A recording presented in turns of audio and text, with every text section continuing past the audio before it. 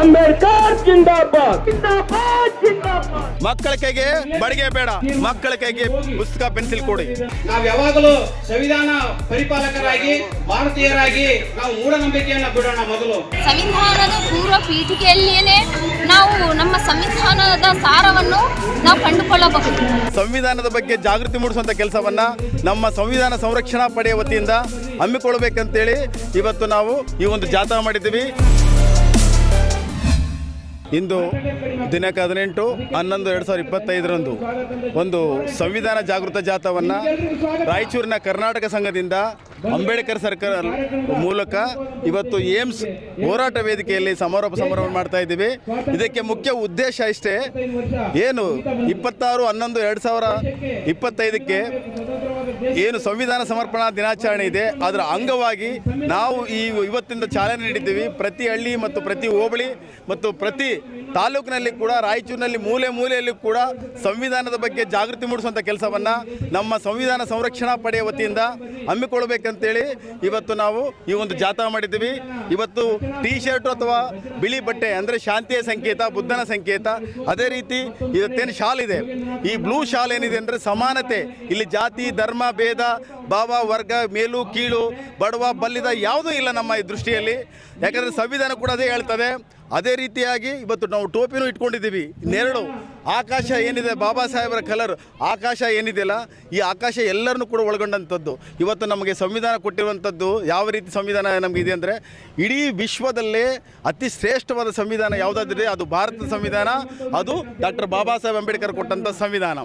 ಈ ಸಂವಿಧಾನದಲ್ಲಿ ಭಾತೃತ್ವ, ಸಮಾನತೆ, ಸೋದರತ್ವ, ಜಾತ್ಯತೀತ ಮನೋಭಾವ ಕೂಡಿದಂಥ ಒಂದು ಈ ಸಂವಿಧಾನವನ್ನು ನಾವೆಲ್ಲರೂ ಕೂಡ ಪ್ರೀತಿಸಬೇಕು. ಆದರೆ ಕೆಲವು ಮನುವಾದಿಗಳು, ಕೆಲವು ಪಟ್ಟಬದ್ಧ ಹಿತಾಸಕ್ತಿಗಳು ಇವತ್ತು ಸಂವಿಧಾನವನ್ನು ಬದಲಾವಣೆ ಮಾಡ್ತೀವಿ ಅಂತೇಳಿ ಹುಚ್ಚ ಭ್ರಮೆಯಲ್ಲಿದ್ದಾರೆ. ಅದು ಸಾಧ್ಯ ಇಲ್ಲ. ಇವತ್ತು ನೋಡಿದಿರಿ ಭೀಮನ ನಡೆಗೆ ಯಾವ ರೀತಿ ಇದೆ ಅಂತ. ಇಲ್ಲಿ ಯಾವುದು ಜಾತಿ ಧರ್ಮ ಯಾವುದೂ ಇಲ್ಲ. ಇಲ್ಲಿ ಸಂವಿಧಾನ ಕೊಟ್ಟಿದ್ದು ಕೇವಲ ಮನುಷ್ಯರಿಗೆ ಅಷ್ಟೇ ಅಲ್ಲ, ಹೆಣ್ಣು ಗಂಡಿಗೆ ಅಷ್ಟೇ ಅಲ್ಲ, ಪ್ರಾಣಿ ಪಕ್ಷಿಗಳಿಗೂ ಕೂಡ ಇದೆ. ನಿಮ್ಗೆ ಗೊತ್ತಿರಬೇಕು ಕಾನೂನು. ಒಂದು ಕೋಳಿಗೋ ಒಂದು ಬೆಕ್ಕಿಗೋ ಯಾವುದೋ ಆಕ್ಸಿಡೆಂಟ್ ಆಯಿತು ಅಂದ್ರೆ ಅದನ್ನು ಕೂಡ ಕೇಸ್ ಆಗುತ್ತೆ. ಇವತ್ತು ನಮಗೆ ಕಾಪಾಡ್ತಾ ಇರೋದು ಯಾವ ದೇವರು ಯಾವ ದಿಂಡ್ರು ಇನ್ನೊಂದಲ್ಲ, ನಮಗೆ ಕಾಪಾಡ್ತಾ ಇರೋದು ಒಂದೇ, ಅದು ಸಂವಿಧಾನ. ಇವತ್ತು ನನಗೇನಾದರೂ ಅನ್ಯಾಯ ಆದರೆ ನಾನು ಹೋಗೋದು ಪೊಲೀಸ್ ಸ್ಟೇಷನ್ಗೆ ನ್ಯಾಯ ಕೇಳಕ್ಕೆ ಹೋಗ್ತೀನಿ, ಅಲ್ಲಿ ಕೋರ್ಟ್ಗೆ ಹೋಗ್ತೀನಿ, ಕೋರ್ಟಲ್ಲಿ ನ್ಯಾಯ ಸಿಗ್ತದೆ. ಇದು ಸಂವಿಧಾನ. ಯಾವ ದೇವಸ್ಥಾನಕ್ಕೆ ಹೋಗಿ ನಾನು, ಯಾವ ದರ್ಗಾಗೆ, ಯಾವ ಗಿರಿಜಾ ಇದಕ್ಕೆ ಹೋಗಿ ನಾನು ನನ್ನ ನ್ಯಾಯ ಕೊಡಿಸಿ ಅಂತೇಳಿ ಎಲ್ಲಿ ಕೇಳೋಕ್ಕಾಗೋದಿಲ್ಲ. ಇವತ್ತು ನಮಗೆ ನೀರು ಮುಟ್ಟಕ್ಕೂ ಇವತ್ತು ಬಾಬಾ ಸಾಹೇಬರೇ ಕೊಡಬೇಕಾಯ್ತು. ಯಾವ ದೇವರು ಬರಲಿಲ್ಲ. 330 ಕೋಟಿ ಜನ ಇದ್ದರು ದೇವತೆಗಳಂತ ಹೇಳ್ತಾರೆ. ಆದರೆ ನಮಗೆ ಈ ತಳ ಸಮುದಾಯಕ್ಕೆ ನೀರು ಮುಟ್ಟಲಿಕ್ಕೆ ಯಾರೂ ಕೊಡಲಿಲ್ಲ. ಬಾಬಾ ಸಾಹೇಬ್ರ ಹಾಕು ಕೊಟ್ಟರು. ಇವತ್ತು ಹೆಣ್ಣುಮಕ್ಕಳಿಗೆ ನಿರಂತರವಾಗಿ ತಮ್ಮ ಆಚೆ ಬಂದು ವಿದ್ಯಾಭ್ಯಾಸ ಮಾಡಲಿಕ್ಕೆ ಬಾಬಾ ಸಾಹೇಬ್ ಅಂಬೇಡ್ಕರ್ ಅವರು ಕೊಟ್ಟರು. ಇಂಥ ವಿಚಾರಗಳನ್ನು ಇಟ್ಕೊಂಡು ನಾವೆಲ್ಲ ಸಮಾನತೆಯ ಬಗ್ಗೆ, ಸೋದರತೆ ಬಗ್ಗೆ ನಾವು ಮಾತಾಡ್ತಾ ಇದ್ರೆ, ಇವತ್ತು ಕೆಲವು ಪಟ್ಟಬದ್ಧ ಹಿತಾಸಕ್ತಿಗಳು ಹಿಂದುತ್ವ, ಬ್ರಾಹ್ಮಣ್ಯ, ಬೇರೆ ಬೇರೆ ರೀತಿಯಲ್ಲಿ ಈ ದೇಶವನ್ನು ಒಡೆದಾಳುವಂಥ ನೀತಿಯನ್ನು ಮಾಡ್ತಾ ಇದ್ದಾರೆ. ಅದನ್ನು ನಾವು ಖಂಡಿಸ್ತೀವಿ. ನಾವು ಹೇಳೋದು ಅವ್ರಿಗೆ ಇಷ್ಟೇ, ಮಕ್ಕಳ ಕೈಗೆ ಬಡಿಗೆ ಬೇಡ, ಮಕ್ಕಳ ಕೈಗೆ ಬಡಿಗೆ ಬೇಡ, ಮಕ್ಕಳ ಕೈಗೆ ಪುಸ್ತಕ ಪೆನ್ಸಿಲ್ ಕೊಡಿ. ಯಾಕಂದ್ರೆ ಬಡಿಗೆಯಿಂದ ಇನ್ನೊಂದು ಶಸ್ತ್ರಗಳಿಂದ ದೇಶ ಕಟ್ಟಕ್ಕಾಗೋದಿಲ್ಲ, ದೇಶ ಕಟ್ಟಿಲ್ಲ. ಪೆನ್ನು ಪುಸ್ತಕದಿಂದನೇ ದೇಶ ಕಟ್ಟಿರೋದು. ಅದೇ ರೀತಿ ಯುವಕರಿಗೆ ನಮಗೆ ಲಾಠಿ ಬೇಡ, ಯುವಕರಿಗೆ ಉದ್ಯೋಗ ಕೊಡಿ. ಸ್ವಾಭಿಮಾನದ ಬದುಕನ್ನು ಕಟ್ಕೊಳ್ಳಿಕ್ಕೆ, ಆ ಕುಟುಂಬ ಉದ್ಧಾರ ಆಗಲಿಕ್ಕೆ ಒಂದು ಉದ್ಯೋಗ ಕೊಡಿ. ಅದನ್ನು ಬಿಟ್ಟು ಖಾಸಗೀಕರಣ ಮಾಡ್ತೀವಿ, ಮಕ್ಕಳ ಕೈಯಲ್ಲಿ ಬಡಿಗೆ ಇಡಿಸ್ತೀವಿ, ಬರೀ ಹಿಂಸಾತ್ಮಕ ಚಟುವಟಿಕೆಗಳನ್ನು ಮಾಡ್ತೀವಿ ಅಂದರೆ ಇದನ್ನು ಯಾರೂ ಒಪ್ಪೋದಿಲ್ಲ. ನಾವು ಇದರ ವಿರುದ್ಧಿಸ್ತೀವಿ. ಅವ್ರು ಹೇಳ್ಕೊಂಡಿರ್ಬೋದು ಬಡಿಗೆ ಇಟ್ಕೊಂಡು ನಾವು ಎದುರಿಸ್ತೀವಿ ಅಂತ, ಆದರೆ ನಾವು ಹೇಳ್ತೀವಿ ಇವತ್ತು ಶಕ್ತಿ, ಇವತ್ತು ನೀಲಿ ಜೆಂಡ ಇಟ್ಕೊಂಡಿದ್ದೀವಿ ಅಂತ. ಯಾಕೆಂದರೆ ಈ ಸಮಾನತೆ ಸಂಕೇತ, ಕ್ರಾಂತಿಕಾರ ಸಂಕೇತ. ಅದೇ ರೀತಿಯಾಗಿ ನಾವು ಅವ್ರಿಗೆ ಹೇಳಲಿಕ್ಕೆ ಇಷ್ಟಪಡ್ತೇವೆ. ಯಾರು ಈ ಸಂವಿಧಾನವನ್ನು ತಿರಸ್ಕರಿಸ್ತಾರೋ, ಯಾರು ಈ ಸಂವಿಧಾನ ಒಪ್ಪೋದಿಲ್ಲವೋ ಅವರು ಈ ದೇಶದ ಪ್ರೇಮಿಗಳಲ್ಲ, ಈ ದೇಶ ದ್ರೋಹಿಗಳಂತ ನಾನು ಹೇಳಕ್ಕೆ ಇಷ್ಟಪಡ್ತಿದ್ದೀನಿ. ಅದೇ ರೀತಿಯಾಗಿ ನಮ್ಮ ಹೆಣ್ಣು ಮಕ್ಕಳು ಇವತ್ತು ಭಾಗವಹಿಸಿದ್ದಾರೆ. ನೋಡ್ಬೇಕು ಹೆಣ್ಮಕ್ಳು ಯಾವ ರೀತಿ ಭಾಗವಹಿಸಿದ್ದಾರೆ ಅಂದರೆ, ಒಂದು ಹೆಣ್ಣು ಕಲಿತರೆ ಶಾಲೆಂದು ತೆರೆದಂತೆ. ಇವತ್ತು ಒಂದು ಹೆಣ್ಣು ಅರಿವು ಮೂಡಿಸ್ಕೊಂಡ್ರೆ ಇಡೀ ಜಿಲ್ಲೆನೇ ಉದ್ಧಾರ ಆಗುವಂಥದ್ದು ಇದೆ. ಈ ದೇಶವನ್ನು ಕೂಡ ಬದಲಾವಣೆ ಮಾಡ್ತೀವಿ. ತಮ್ಮ ಏನು ಕೆಟ್ಟ ಒಂದು ಯೋಚನೆಗಳಿದ್ದಾವೆ ಅದನ್ನು ನಾವು ಸಾಕಾರ ಮಾಡಲಿಕ್ಕೆ ಬಿಡೋದಿಲ್ಲ. ಈ ಭೀಮಶಕ್ತಿನೂ ಇದೆ. ಬಟ್ ನನಗೆಲ್ಲೋ ಒಂದು ಅನಿಸ್ತದೆ, ಅವರು ಬಡಿಗೆ ಹಾಕಿ ಇಟ್ಕೊಂಡಿದ್ದಾರೆ ಅಂದರೆ, ಒಂದು ಅವ್ರಿಗೆ ಭಯ ಇರ್ಬೋದು, ಯಾರಿಂದಾದರೂ ಹೊಡಿತಾರೋ ಬಡಿತಾರೆ ಅಂತ. ಇಲ್ಲ ಇನ್ನೊಬ್ಬರಿಗೆ ನಾನು ಹೊಡೆಯಲಿಕ್ಕೆ ನಾನು ರೆಡಿ ಇದ್ದೀನಿ ಅಂತ ಹಿಂಸೆಯನ್ನು ತೋರಿಸ್ಬೋದು. ಆದರೆ ನಾವು ಇಟ್ಕೊಂಡಿರೋದು ತಿರಂಗವನ್ನು, ಅಂದರೆ ರಾಷ್ಟ್ರಧ್ವಜವನ್ನು. ಅವರು ರಾಷ್ಟ್ರಧ್ವಜವನ್ನು ಒಂದು ದಿವಸ ಗೌರವಿಸಲಿಲ್ಲ, ಒಂದು ದಿವಸ ರಾಷ್ಟ್ರಗೀತೆ ಆಡಲಿಲ್ಲ. ಆದರೆ ಈ ನಿಜವಾದ ದೇಶಭಕ್ತಿಗಳು ಇವತ್ತು ರಾಷ್ಟ್ರಗೀತೆಗೆ ಗೌರವ ಕೊಡ್ತಾ ಇದ್ದೀವಿ, ರಾಷ್ಟ್ರಗೀತೆಯನ್ನು ಹಾಡ್ತಾ ಇದ್ದೀವಿ, ರಾಷ್ಟ್ರಧ್ವಜವನ್ನು ನಾವು ಸಲ್ಯೂಟ್ ಮಾಡ್ತಾ ಇದ್ವಿ. ಇದು ದೇಶಭಕ್ತಿ. ಎಲ್ಲಿಂದೋ ಬಂದು ಇವತ್ತು ನಾನು ಒಂದು ಯಾವುದೋ ಒಂದು ಧ್ವಜ ಇಟ್ಕೊಂಡು ಇದು ಮಾಡ್ತೀನಿ ಅಂದರೆ ಅದನ್ನು ಸಹಿಸೋಕ್ಕಾಗೋದಿಲ್ಲ. ನಾವು ಇಲ್ಲಿವರೆಗೂ ಸುಮ್ಮನೆ ಕೂತ್ಕೊಂಡಿದ್ದೀವಿ ಅಂದರೆ ಅದರ ಅರ್ಥ ನಮ್ಮ ಮೌನ ನಮ್ಮ ವೀಕ್ನೆಸ್ ಅಲ್ಲ, ನಮ್ಮ ಮೌನ ಒಂದು ತಾಳ್ಮೆ ಬುದ್ಧನ ಇದರಲ್ಲಿದ್ದೀವಿ, ಎಲ್ಲರ ಶಾಂತಿಯ ಸಂಕೇತ ಅನ್ನೋ ರೀತಿಯಲ್ಲಿದ್ದೀವಿ. ಈ ರೀತಿ ಏನಾದರೂ ಕೆದಕಿದ್ರೆ ಡೆಫಿನೆಟ್ ಆಗಿ ಕ್ರಾಂತಿ ಆಗೇ ಆಗುತ್ತೆ ಅನ್ನೋದನ್ನು ಈ ಮೂಲಕ ಎಲ್ಲರಿಗೂ ಎಚ್ಚರಿಕೆ ವಹಿಸ್ತಾ ಇದ್ದೀನಿ. ಅದೇ ರೀತಿಯಾಗಿ ಭೀಮ ಬಂಧುಗಳಿಗೆ ಮತ್ತು ಎಲ್ಲ ನನ್ನ ಭಾರತೀಯ ನಾಗರಿಕರಿಗೆ, ನನ್ನ ಭಾರತೀಯ ನಾಗರಿಕರು ಏನು ಸಂವಿಧಾನವನ್ನು ಗೌರವಿಸ್ತಾರೋ, ಬಾಬಾ ಸಾಹೇಬ್ ಅಂಬೇಡ್ಕರ್ನ ಗೌರವಿಸ್ತಾರೋ, ಈ ಸಂವಿಧಾನ ನೆಲವನ್ನು ಕಾಪಾಡ್ತಾರೋ ಅಂಥವ್ರಿಗೆಲ್ಲ ಕರೆ ಕೊಡ್ತೀನಿ, ನೀವೆಲ್ಲರೂ ಒಂದಾಗಬೇಕು. ಇವತ್ತೇನು ನಾವು ಸಂವಿಧಾನ ಸಂರಕ್ಷಣಾ ಪಡೆ ಅಂತ ಮಾಡಿದ್ದೀವಿ, ಮೂಲೆ ಮೂಲೆಯಲ್ಲಿ ಸಂವಿಧಾನ ಸಂರಕ್ಷಣಾ ಪಡೆ ಆಗಬೇಕು ಅನ್ನೋದನ್ನು ಈ ಪತ್ರಿಕೆ ಮೂಲಕ ತಮ್ಮೆಲ್ಲರಿಗೂ ವಿನಂತಿ ಮಾಡ್ಕೊಳ್ತೀನಿ. ಜೈ ಭೀಮ್, ನಮೋ ಬುದ್ಧಾಯ. ನನ್ನ ಫೇವರೇಟ್ ನಂದಿನಿ ಚೀಸ್. ಈಗ ಎಲ್ಲರ ಫೇವರೇಟ್ ನಂದಿನಿ ಚೀಸ್. ಕಾರ್ಯಕ್ರಮ ಉದ್ದೇಶ ಇಷ್ಟೇ. ಡಾಕ್ಟರ್ ಬಾಬಾ ಸಾಹೇಬ್ ಬರೆದಂತ ಸಂವಿಧಾನವನ್ನು ತಿರುಚಬೇಕು, ಅದು ಸರಿ ಇಲ್ಲ ಅಂತೇಳಿ ಕಿತ್ತೊಗಿಬೇಕಂತೇಳಿ ಹೇಳ್ತಾ ಇದ್ದಾರಲ್ಲ ಮನುವಾದಿಗಳು. ಹಾಗಾಗಿ ಈ ಒಂದು ಕಾರ್ಯಕ್ರಮ ನಮ್ಮ ಸಂವಿಧಾನ ಸಂರಕ್ಷಣೆ ಮಾಡಬೇಕನ್ನೋದು, ಸಂವಿಧಾನ ರಕ್ಷಣೆ ಮಾಡಬೇಕನ್ನೋ ಉದ್ದೇಶ ಹೊರತು ಯಾರ ವಿರುದ್ಧವಲ್ಲೂ ಯಾರ ಸಮಾಜದ ವಿರುದ್ಧವಲ್ಲ ಅಂತೇಳಿ ಹೇಳಲಿಕ್ಕೆ ಸರ್. ಸಂವಿಧಾನ ರಕ್ಷಣೆ ಅಂತ ಹೇಳ್ತಾ ಇದ್ರಿ ಎಲ್ಲೋ ಒಂದು ಕಡೆಗೆ, ಆದರೆ ಸಂವಿಧಾನ ವಿರೋಧಿಗಳೇ ಅಧಿಕಾರಕ್ಕೆ ಬರ್ತಾ ಇದ್ದಾರೆ ಬೇರೆ ಬೇರೆ ಸ್ಟೇಟ್ಗಳಲ್ಲಿ. ಅಂದ್ರೆ ಅವೇರ್ನೆಸ್ ಇನ್ನೂ ಆಗಿಲ್ಲ ರಾಷ್ಟ್ರ ಮಟ್ಟದಲ್ಲಿ. ಈ ಮಾತು ನಾನು ಒಪ್ಕೊಳ್ತೀನಿ. ಕೆಲವು ಕಡೆ ಇಡೀ ಭಾರತ ದೇಶದಲ್ಲಿ ಅವಿದ್ಯಾವಂತರು ಜಾಸ್ತಿ ಇರೋದ್ರಿಂದ ಈ ಒಂದು ಮಾಡಲಿಕ್ಕೆ ಸಾಧ್ಯ ಆಗ್ತಾ ಇಲ್ಲ. ಇನ್ನು ಕೆಲವೇ ವರ್ಷಗಳಲ್ಲಿ ನೀವು ನೋಡಿ ಚೇಂಜ್ ಆಗ್ತಾರೆ. ಎಲ್ಲರೂ ನಮ್ಮ ಸಮಾಜದವರು ಎಲ್ಲರೂ ಸೇರಿ ಈ ಸಂವಿಧಾನ ರಕ್ಷಣೆ ಮಾಡೇ ಮಾಡ್ತೀವಿ. ನಿಮ್ಮ ಹೇಳ್ತಕ್ಕಂಥ ವಿಷಯ ನಾನು ಒಪ್ಪಿಕೊಳ್ತೀನಿ. ಯಾಕಂದರೆ ನೀವು ಈ ಮನುವಾದಿಗಳು ಮತ್ತು ಕೆಲವು ಪಟ್ಟಭದ್ರಿ ಶಾಸಕರುಗಳು ಈ ಭಾರತ ಸಂವಿಧಾನವನ್ನು ತಿರುಚಬೇಕಂತೇಳಿ ಏನು ಹೇಳಿದಾರಲ್ಲ, ಅದು ಆಗಲಿಕ್ಕೆ ಸಾಧ್ಯ ಇಲ್ಲ. ನಾವೆಲ್ಲರೂ ಒಂದಾಗಿ ಸಂವಿಧಾನ ಕಾಪಾಡ್ತೀವಿ ಅಂತೇಳಿ ಹೇಳಲಿಕ್ಕೆ ಇಷ್ಟಪಡ್ತೀನಿ.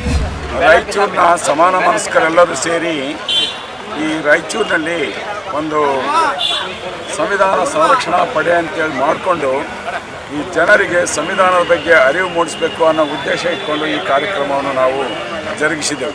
ಈ ಕಾರ್ಯಕ್ರಮಕ್ಕೆ ರಾಯಚೂರು ಜಿಲ್ಲೆಯ ಎಲ್ಲ ತಾಲೂಕುಗಳ ಸಮಾನ ಮನಸ್ಕರು, ಸಂಘಟನೆಗಳು, ಎಲ್ಲ ಜಾತಿಯ ಜನಾಂಗಗಳು ಸೇರಿ ಈ ಕಾರ್ಯಕ್ರಮವನ್ನು ಯಶಸ್ವಿಗೊಳಿಸಿದ್ದಾರೆ. ಕಾರಣ ನಾನು ಅವರಿಗೆ ಧನ್ಯವಾದಗಳನ್ನು ಅರ್ಪಿಸ್ತೇನೆ. ಈ ಸಂವಿಧಾನ ಸಂರಕ್ಷಣಾ ಪಡೆಯ ಮೂಲ ಉದ್ದೇಶ ಈ ದೇಶದಲ್ಲಿ ನಮಗೆ ಬಾಬಾ ಸಾಹೇಬ್ ಅಂಬೇಡ್ಕರ್ ಬರೆದಿರ್ತಕ್ಕಂಥ ಸಂವಿಧಾನಕ್ಕೆ ಕುತ್ತು ಬರ್ತಾ ಇದೆ, ಎಲ್ಲೋ ಅದಕ್ಕೆ ಹೊಡೆತ ಬೀಳ್ತಕ್ಕಂಥ ಸನ್ನಿವೇಶ ಎದ್ದು ಕಾಣ್ತಾ ಇದೆ. ಆ ಕಾರಣದಿಂದಾಗಿ ಆ ಒಂದು ಸಂವಿಧಾನವನ್ನು ರಕ್ಷಣೆ ಮಾಡಿ ನಮ್ಮ ಜೀವನವನ್ನು ಆ ಸಂವಿಧಾನದ ಮುಖಾಂತರವಾಗಿ ಬೆಳಕು ತರೋ ರೀತಿಯಲ್ಲಿ ಜನರಲ್ಲಿ ನಾವು ಪ್ರಚಾರ ಮಾಡಬೇಕಾದ ಅವಶ್ಯಕತೆ ಇದೆ. ಭಾಳಷ್ಟು ಜನರಿಗೆ ಈ ದೇಶದಲ್ಲಿ ನಮ್ಮ ಜನಾಂಗಗಳಿಗೆ ಸಂವಿಧಾನದ ಬಗ್ಗೆ ಅರಿವು ಮೂಡಿಸ್ತಕ್ಕಂಥ, ಸಂವಿಧಾನದ ಬಗ್ಗೆ ತಿಳುವಳಿಕೆ ಕೊಡ್ತಕ್ಕಂಥ ಕ್ರಿಯೆಗಳ ಕೊರತೆ ಎದ್ದು ಕಾಣ್ತಾ ಇದೆ. ಆ ಕಾರಣದಿಂದಾಗಿ ಇದು ಪ್ರಾರಂಭಿಕವಾಗಿ ಸಂವಿಧಾನ ರಕ್ಷಣಾ ಪಡೆ ಅಂತೇಳಿ ಮಾಡಿಕೊಂಡು ಜನರಿಗೆ ಸಂವಿಧಾನ ಬಗ್ಗೆ ತಿಳುವಳಿಕೆ ನೀಡ್ತಕ್ಕಂಥದ್ದನ್ನು ಇದು ಪ್ರಾರಂಭ ಮಾಡಿದ್ದೇವೆ. ಇನ್ನು ಮುಂದೆ ಹೋಬಳಿ ಮಟ್ಟದಲ್ಲಿಯೂ, ತಾಲೂಕು ಮಟ್ಟದಲ್ಲಿ, ಜಿಲ್ಲಾ ಮಟ್ಟದಲ್ಲಿಯೂ ಮತ್ತು ರಾಜ್ಯ ಮಟ್ಟದಲ್ಲಿ, ರಾಷ್ಟ್ರ ಮಟ್ಟದಲ್ಲಿ ಸಹಿತ ದೊಡ್ಡ ಪ್ರಮಾಣದಲ್ಲಿ ಮಾಡಿ ಈವನ ತಿಳುವಳಿಕೆ ಇರಲಾರದ ಹಳ್ಳಿ ಜನಗಳಲ್ಲಿ ಸಹಿತ ಈ ಸಂವಿಧಾನದ ಬಗ್ಗೆ ನಾವು ಅರಿವು ಮೂಡಿಸಬೇಕಾದಂಥ ಅವಶ್ಯಕತೆ ಇದೆ. ಈ ಮೊದಲು ನಾವು ಸಂವಿಧಾನದ ಬಗ್ಗೆ ನಿಜವಾಗಲೂ ಸಾಕಷ್ಟು ಓದಿರ್ತಕ್ಕಂಥ ಜನಗಳಿಗೆ ಗೊತ್ತಿರಲಿಲ್ಲ. ಯಾವಾಗ NRC CAA ಬಂತಲ್ಲ, ಅವಾಗ ಸಂವಿಧಾನ ಅಂದರೆ ಏನು, ಸಂವಿಧಾನ ಅಂದರೆ ಅಂತ ಹೇಳ್ತಕ್ಕಂಥ ಒಂದು ಬುಗುಲು ಜನರಲ್ಲಿ ಎದ್ದು ಕಾಣಿತು. ಸಂವಿಧಾನ ಇಲ್ಲ ಅಂದರೆ ನಾವಿಲ್ಲ ಅಂತಕ್ಕಂಥ ಅರಿವು ಆವಾಗ ಸ್ವಲ್ಪ ಜನರಲ್ಲಿ ಮಧ್ಯದಲ್ಲಿ ಬಂತು. ಮಹಿಳೆಯರಿಗಂತೂ ನಿಜವಾಗಿ ಹೇಳ್ತೇನೆ, ನಮ್ಮ ಹಿಂದೂ ಸಂಪ್ರದಾಯದ ಪ್ರಕಾರ ಮಹಿಳೆ ಓದಲೇಬಾರ್ದು, ಕೇವಲ ಮಕ್ಕಳೇ ಇರತಕ್ಕಂಥ ಒಂದು ಮಷೀನಾಗಿ ಕಾಲ ಕಳಿಬೇಕು ಅಂತಕ್ಕಂಥ ಭಾವನೆ ಅಲ್ಲಿತ್ತು. ಮತ್ತು ಬೇರೆಯವ್ರನ್ನೆಲ್ಲ ಅನ್ಯ ದೇಶದವರು, ಹೊರಗಿನವರು ಅಂತ ಹೇಳ್ತಿದ್ರು. ನಿಜವಾಗ್ಲೂ ಈ ಹೇಳ್ತಕ್ಕಂಥ ಸಂವಿಧಾನಕ್ಕೆ ವಿರೋಧವಾಗಿರ್ತಕ್ಕಂಥ ಜನಾಂಗಗಳನ್ನು, DNA ಪರೀಕ್ಷೆ ಮಾಡಿದಾಗ ಅವರೇ ನಿಜವಾಗಲೂ ಹೊರದೇಶದವರಾಗಿದ್ದು, ನಾವು ಈ ದೇಶದ ಮೂಲ ನಿವಾಸಿಗಳು ಅಂತಕ್ಕಂಥದ್ದನ್ನು ನಾವು ಜನರಿಗೆ ತಿಳಿಯಪಡಿಸಬೇಕಾಗಿದೆ. ಇವನು ಮುಸ್ಲಿಮರನ್ನು ಸಹಿತ, ಇಲ್ಲಿರ್ತಕ್ಕಂಥ ಜನಗಳೇ ಕ್ರಿಶ್ಚಿಯನ್ರಾಗಿರ್ತಕ್ಕಂಥ ಜನಗಳನ್ನು ಸಹಿತ ಅವರು ಹೊರದೇಶದವರು ಅಂತೇಳಿ ಹೇಳಿದ್ದು ಅತಿ ಶುದ್ಧ ಸುಳ್ಳು. ಆ ಮುಸ್ಲಿಮರ DNA ಸಹ ಚೆಕ್ ಮಾಡಿದಾಗಲೂ ಸಹಿತ ಅವರು ಈ ದೇಶದವರು, ಕೇವಲ ಆರ್ಯನ್ ಸಂಪ್ರದಾಯದಿಂದ ಕೂಡಿರ್ತಕ್ಕಂಥವ್ರು ಜನಗಳು ಮಾತ್ರ ಹೊರಗಿನವರು ಅಂತಕ್ಕಂಥ ಅಭಿಪ್ರಾಯ ಅದು DNA ಮುಖಾಂತರವಾಗಿ ಹೊರಬಿದ್ದಿದೆ. ಈ ವಿಷಯಗಳನ್ನೆಲ್ಲ ಜನರಿಗೆ ತಿಳಿಸಿ ಈ ದೇಶದಲ್ಲಿ ಸಂವಿಧಾನ ಇದ್ದರೆ ನಾವಿದ್ದೇವೆ, ಸಂವಿಧಾನದಿಂದಲೇ ನಾವು ಮುಂದಿರಬೇಕಾಗಿದೆ, ಸಂವಿಧಾನದಿಂದಲೇ ನಾವು ಈ ದೇಶವನ್ನು ಆಳತಕ್ಕಂಥ ಒಂದು ಮುಖ್ಯ ಪ್ರತಿನಿಧಿಗಳಾಗಿ ಮುಂದೆ ಬರಬೇಕು ಅಂತಕ್ಕಂಥ ರೀತಿಯಲ್ಲಿ ಬೆಳಕು ಚೆಲ್ಲಬೇಕು ಅಂಥೇಳಿ ಈ ಕಾರ್ಯಕ್ರಮವನ್ನು ನಾವು ಹಮ್ಮಿಕೊಂಡಿದ್ದೇವೆ. ಇವತ್ತು ನಮ್ಮ ಸಂವಿಧಾನ ರಕ್ಷಣಾ ಒಂದು ಜಾಗೃತಿ ಸಮಾರೋಪ ಸಮಾರಂಭವನ್ನು ಇಲ್ಲಿ ಹಮ್ಮಿಕೊಳ್ಳಲಾಗಿದೆ ರಾಯಚೂರು ಜಿಲ್ಲೆಯಲ್ಲಿ. ಇದರ ಜೊತೆಗೆ ಎಲ್ಲ ಸಂಘ ಸಂಸ್ಥೆಗಳು ಎಲ್ಲರೂ ಮತ್ತು ನಮ್ಮ SDPI ಮತ್ತು ನಾವು ಸಹ ಅಂದರೆ ವುಮೆನ್ ಆಫ್ ಇಂಡಿಯಾ ಮೂವ್ಮೆಂಟ್ ಅವರು ಸಹ ಇದರ ಸಹಯೋಗದಲ್ಲಿ ಈ ಕಾರ್ಯಕ್ರಮವನ್ನು ಹಮ್ಮಿಕೊಂಡಿದ್ದೇವೆ. ಇಲ್ಲಿ ನಾವು ಸಂವಿಧಾನದ ಮಹತ್ವವನ್ನು ಕುರಿತು ನಾವು ಎಲ್ಲ ಜನರಲ್ಲಿ ಜಾಗೃತಿ ಮೂಡಿಸುವ ಒಂದು ಕಾರ್ಯವನ್ನು ಹಮ್ಮಿಕೊಂಡಿದ್ದೇವೆ. ನಮ್ಮ ಸಂವಿಧಾನವು ಇಡೀ ಪ್ರಪಂಚದ ಸಂವಿಧಾನಕ್ಕೆ ಹೋಲಿಸಿದಾಗ ಸರ್ವಶ್ರೇಷ್ಠ ಸಂವಿಧಾನ ಎಂದು ಅನಿಸಿಕೊಳ್ಳುತ್ತದೆ. ಇದರಲ್ಲಿರುವ ಅಂಶಗಳು, ಇದರಲ್ಲಿರುವ ಹಕ್ಕುಗಳು ಹಾಗೂ ಕರ್ತವ್ಯಗಳು ಬೇರೆ ಯಾವ ದೇಶದಲ್ಲಿಯೂ ಇಲ್ಲ ಅಂತ ನನ್ನ ಆಸೆ, ನನ್ನ ಬಯಕೆ, ನನ್ನ ಅನಿಸಿಕೆಯೂ ಹೌದು. ಇದರೆಲ್ಲ ಸಂವಿಧಾನದ ಪೂರ್ವ ಪೀಠಿಕೆಯಲ್ಲಿಯೇ ನಾವು ನಮ್ಮ ಸಂವಿಧಾನದ ಸಾರವನ್ನು ನಾವು ಕಂಡುಕೊಳ್ಳಬಹುದು. ನಾವು ಇಡೀ ಸಂವಿಧಾನವನ್ನು ಸಹ ಎಲ್ಲರೂ ವಿದ್ಯಾರ್ಥಿಗಳು, ಮಹಿಳೆಯರು, ಪ್ರತಿಯೊಬ್ಬರು ಸಾಮಾನ್ಯ ಜನತೆಯೂ ಸಹ ನಾವು ಓದಿ ತಿಳಿಯಬೇಕು. ಅದರಲ್ಲಿ ಇರುವ ಅಂಶಗಳನ್ನು ನಾವು ತಿಳಿದುಕೊಳ್ಳಬೇಕು. ಅದರ ಮೂಲಕ ನಾವು ನಮ್ಮ ಜೀವನವನ್ನು ಸಾಗಿಸಬೇಕು. ಇದರಲ್ಲಿ ನಮಗೆ ಬಹಳಷ್ಟು ಅನುಕೂಲಗಳು, ಸವಲತ್ತುಗಳು ಪ್ರತಿಯೊಂದನ್ನು ಇದರಲ್ಲಿ ನಮೂದಿಸಲಾಗಿದೆ. ಅದನ್ನು ನಾವು ಬಳಕೆ ಮಾಡುವುದು ಹೇಗೆ ಅನ್ನೋದು ನಮಗೆ ಕೆಲವು ಜನಗೆ ಗೊತ್ತಿಲ್ಲ, ಕೆಲವೊಬ್ಬರಿಗೆ ಅದು ಗೊತ್ತಿದೆ. ಅದನ್ನು ತಾವು ತಮ್ಮ ಇಷ್ಟಕ್ಕೆ ಬಂದ ಹಾಗೆ ಅವರು ತಮ್ಮಕ್ಕೆ ತಾಳಕ್ಕೆ ತಕ್ಕಂತೆ ಅದನ್ನು ಬದಲಾಯಿಸಿಕೊಳ್ಳುತ್ತಾ ಇದ್ದಾರೆ. ಬದಲಾಯಿಸೋಕ್ಕೆ ಇದು ಏನು ಅಂದ್ಕೊಂಡಿದ್ದೀರಾ? ಏನಾದರೂ ಇಂಥ ಒಂದು ಚುಟುಕು ಹನಿಗಳ ಪುಸ್ತಕ ಅಂದುಕೊಂಡಿದ್ದೀರಾ? ನಮ್ಮ ಭವ್ಯ ಪರಂಪರೆ ಇದೆ, ಇದರಲ್ಲಿ ನಮ್ಮ ಸಾರ್ವಭೌಮತೆ ಇದೆ, ನಮ್ಮ ಅಖಂಡತೆ ಇದೆ ನಮ್ಮ ಸಂವಿಧಾನದಲ್ಲಿ. ಇದನ್ನು ನೀವು ಬದಲಾಯಿಸುವ ಒಂದು ಯೋಚನೆ ಆದರೂ ನಿಮ್ಮ ತಲೆಯಲ್ಲಿ ಹೇಗೆ ಬರುತ್ತೆ ಹೇಳಿ? ಇದನ್ನು ನಾವು ಬದಲಾಯಿಸುವ ಅದು ಪರಿಸ್ಥಿತಿಗೆ ಅನುಗುಣವಾಗಿ ಅಂತ ಹೇಳುತ್ತೀರಾ? ಅದನ್ನು ನಾನು ಕಿಡಿಗೇಡಿತನ ಅಂತ ಹೆಸರು ಕೊಡ್ತೀನಿ. ಸಂವಿಧಾನವನ್ನು ನಾವೆಲ್ಲರೂ ತಿಳಿದುಕೊಂಡ ಹಾಗೆ ಚೆನ್ನಾಗಿದೆ, ರಕ್ಷಣೆಯಾಗಿದೆ, ಸುರಕ್ಷಿತವಾಗಿದೆ ಅಂತ ತಿಳ್ಕೊಳ್ಳೋದು 100ಕ್ಕೆ 100 ಶುದ್ಧ ತಪ್ಪು ನಮ್ಮ ಭಾರತ ದೇಶದಲ್ಲಿ. ಕಾರಣ ಏನಂದ್ರೆ ಈಗಾಗಲೇ ಭಾರತ ದೇಶದಲ್ಲಿ ಅನೇಕ ಅಸಮಾನತೆಯ ಪ್ರತಿವಾದಕರು ಮತ್ತು ಸಮಾನತೆಯನ್ನು ಒಪ್ಪದವರು ಅನೇಕ ತಂತ್ರಗಳನ್ನ ಮಂತ್ರಗಳನ್ನ ಮಾಡಿ ಈ ಒಂದು ಸಂವಿಧಾನದ ಒಂದು ತಂತ್ರಕ್ಕೆ ಕೈ, ಕಾಲು ಮತ್ತೆ ಇನ್ನಿರ್ತಕ್ಕಂಥ ಯಾವುದಕ್ಕೂ ಸಹಿತ ಪೆಟ್ಟು ಬೀಳ್ತಕ್ಕಂಥ ಸಂದರ್ಭ ಒದಗಿ ಬಂದಿದೆ. ಹಾಗಾಗಿ ಈ ಸಂವಿಧಾನವನ್ನು ನಾವೆಲ್ಲರೂ ಆತ್ಮ ಮತ್ತು ದೇಹ ಇವೆಲ್ಲ ಒಂದು ನಮ್ಮ ದೇಹ ಯಾವ ರೀತಿ ಇದೆ ಆ ರೀತಿಯಾಗಿ ಸಂವಿಧಾನ ಸಹಿತ ಅನೇಕ ವ್ಯಾಪ್ತಿಗಳು, ಪರಿಚ್ಛೇದಗಳು, ಒಂದೊಂದು ಕಲಮಗಳು ಸಹಿತ ಒಂದೊಂದು ಜೀವಂತಿಕವಾಗಿ ಹೇಳ್ತಾ ಇದ್ದಾವೆ. ಅವು ಶಾಶ್ವತವಾಗಿ ಐತಿಹಾಸಿಕವಾಗಿದ್ದಾವೆ. ಅವನ್ನು ರಕ್ಷಣೆ ಮಾಡ್ತಕ್ಕಂಥ ನಿಮ್ಮೆಲ್ಲರ ಕರ್ತವ್ಯ, ಆದ್ಯ ಕರ್ತವ್ಯ. ಹೀಗಾಗಿ ಹೇಳ್ತಾ ನಾವು ಯಾವಾಗಲೂ ಸಂವಿಧಾನ ಪರಿಪಾಲಕರಾಗಿ, ಭಾರತೀಯರಾಗಿ ನಾವು ಮೂಢನಂಬಿಕೆಯನ್ನ ಬಿಡೋಣ. ಮೊದಲು ನಮ್ಮ ಭಾರತ ದೇಶದಲ್ಲಿ ಸ್ವತಂತ್ರವಾಗಿ ನಮ್ಮನ್ನ ಹೇಗೆ ಹತ್ತಿದ್ದಾರೆ ಅಂದ್ರೆ ನಾವು ವಾಲ್ಮೀಕಿ ಜನಾಂಗದಲ್ಲಿರ್ತಕ್ಕಂಥ ಏಕಲ್ಯವನ್ನ ನೋಡಬಹುದು. ಆತ ಅರ್ಜುನಿಗೆ ಪ್ರಬಲವಾಗಿರ್ತಕ್ಕಂಥ ಬಿಲ್ವಿದ್ಯೆಯಲ್ಲಿ ಕಲಿತಿರ್ತಕ್ಕಂಥದ್ದನ್ನ ತಿಳಿದುಕೊಂಡು ಅವಾಗೇ ಮಾಡ್ತಾರೆ, ಏಕಲ್ಯವನ್ನ ಇಬ್ಬಳನ್ನು ಕಟ್ ಮಾಡ್ತಾ ಇದ್ದಾರೆ. ಹಾಗಾಗಿ ಅದೇ ರೀತಿ ನಮ್ಮ ಭಾರತ ದೇಶದ ಮೂಲ ನಿವಾಸಿಗಳನ್ನ ಯಾವ ರೀತಿ ಕಟ್ ಮಾಡ್ಕೊಂತ ಬರ್ತಾ ಇದ್ದಾರೆ ನೀವೇ ಒಂದು ಯೋಚನೆ ಮಾಡ್ತಕ್ಕಂಥದ್ದು. ಹಾಗಾಗಿ ನಾವು ಭಾರತೀಯರಾಗಿ, ನಾವು ಭಾರತದ ಮೂಲ ನಿವಾಸಿಗಳಾಗಿ ನಾವು ಪಂಚಾಂಗವನ್ನ ಮತ್ತು ಭವಿಷ್ಯವನ್ನ ಯಾವುದೇ ರೀತಿಯಾಗಿ ಒಪ್ಪಬಾರದು. ಯಾಕೆ ಒಪ್ಪಬಾರದು ಅಂದ್ರೆ ಈ ಒಂದು ಭಾರತ ದೇಶದ ಮೂಲ ನಿವಾಸಿಗಳು ಇಲ್ಲಿರ್ತಕ್ಕಂಥ ಭವಿಷ್ಯವನ್ನ ನಿಮ್ಮ ಪರವಾಗಿ ಇಲ್ಲ. ಯಾವಾಗಲೂ ಪಂಚಾಂಗ ಇರ್ತಕ್ಕಂಥದ್ದು ಸೂರ್ಯ, ಚಂದ್ರ, ಬೆಳಕು, ತತ್ವ ಇವಕ್ಕೆ ಮಾತ್ರ ಸೀಮಿತವಾಗಿರಕ್ಕೆ ಬರ್ತು ನಮ್ಮ ಜೀವನೋಪಾಯಕ್ಕಾಗಿರ್ತಕ್ಕಂಥ ಪಂಚಾಂಗಗಳು, ಹೆಸರುಗಳು ನಮ್ಮ ಪರವಾಗಿ ಇಲ್ಲ. ಅದಕ್ಕೆ ನಾವು ಪಂಚಾಂಗವನ್ನು ಒಪ್ಪೋದು ಬಹಳ ನಮ್ಮಲ್ಲಿರ್ತಕ್ಕಂಥ ಮೂಢನಂಬಿಕೆ ಅಂತ ಹೇಳ್ಬೋದು. ಯಾಕಂದ್ರೆ ಅನೇಕ ಇರ್ತಕ್ಕಂಥ ಮೂಢನಂಬಿಕೆಗಳಲ್ಲಿ ಭವಿಷ್ಯದಲ್ಲಿ ನಂಬಿಕೆ ಇಟ್ಟು ಯಾರು ಯಶಸ್ವಿ ಆಗಿಲ್ಲ. ಉದಾಹರಣೆ ಇದೆ, ಅಂಬೇಡ್ಕರ್ ಅವರು ನನ್ನ ಭವಿಷ್ಯ ಹೇಗಿದೆ ಅಂತ ಯಾರಲ್ಲಿ ಒಬ್ಬರಿಗೆ ಕೈ ಕೇಳಿದ್ರೆ, ಕೈ ನೋಡಪ್ಪ ನನ್ನ ಭವಿಷ್ಯ ಹೇಗಿದೆ ಅಂತ ಕೇಳಿದ್ರೆ ನಮ್ಮ ಭಾರತದ ಭವಿಷ್ಯ ಹೇಗಾಗ್ತಿತ್ತು, ನಿಮ್ಮೆಲ್ಲರ ಭವಿಷ್ಯ ಹೇಗಾಗ್ತಿತ್ತು. ಆಗ ಅವರು ತಿಳಿದವ್ರು ಏನ್ ಹೇಳ್ತಿದ್ರು, ಈ ಡಾಕ್ಟರ್ BR ಅಂಬೇಡ್ಕರ್ ಅವರು ಬಹಳ ಪ್ರಚಲಿತವಾಗಿರ್ತಾರ ಅಂತ ತಿಳ್ಕೊಂಡು ಅವಾಗ ಏಕಲವ್ಯ ಹೆಬ್ಬಳು ಮಾತ್ರ ಕಟ್ ಮಾಡಿದ್ರು.